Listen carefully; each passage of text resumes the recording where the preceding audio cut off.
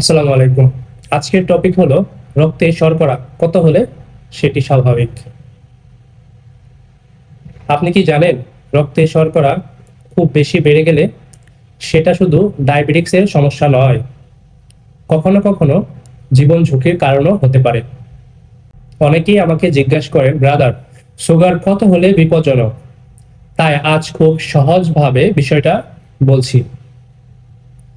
সাধারণত খালি পেটে রক্তে শর্করা 70 থেকে 99 মিলিগ্রাম পার ডেসিলিটার এর মধ্যে থাকলে স্বাভাবিক ধরা হয়।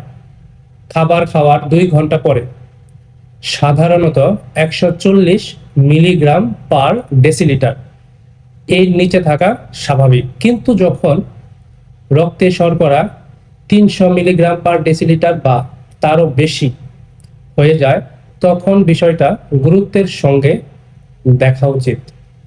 আর যদি 400 মিলিগ্রাম পার ডেসিলিটার বা তার বেশি হয়, তাহলে দ্রুত চিকিৎসকের পরামর্শ নেওয়া জরুরি।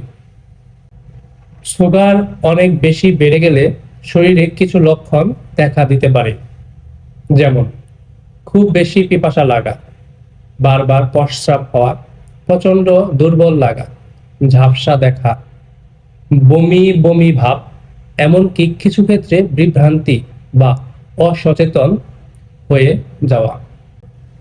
এমন পরিস্থিতি সাধারণত হয় যখন ডায়াবেটিক্স নিয়ন্ত্রণে থাকে না, ঔষধ বা ইনসুলিন ঠিকমতো নেওয়া হয় না, অথবা কোনো সংক্রমণ বা অসুস্থতার কারণে শরীরে চাপ বেড়ে যায়। তাই কয়েকটি বিষয় মনে রাখুন: নিয়মিত রক্তে শর্করা পরীক্ষা করুন, চিকিৎসকের পরামর্শ অনুযায়ী ঔষধ বা ইনসুলিন নিন, আর খাবার ও ব্যায়ামের নিয়ম মেনে চলার চেষ্টা করুন। যদি আপনার সুগার 300 মিলিগ্রাম পার ডেসিলিটারের বেশি থাকে এবং সঙ্গে অতিরিক্ত পিপাসা, বমি, শ্বাসকষ্ট, অস্বাভাবিক দুর্বলতা বা অসচেতন হওয়ার মতো লক্ষণ দেখা দেয়, তাহলে দেরি না করে দ্রুত হাসপাতালে যান। ডায়াবেটিক্স থাকলে ভয়ের কিছু নেই।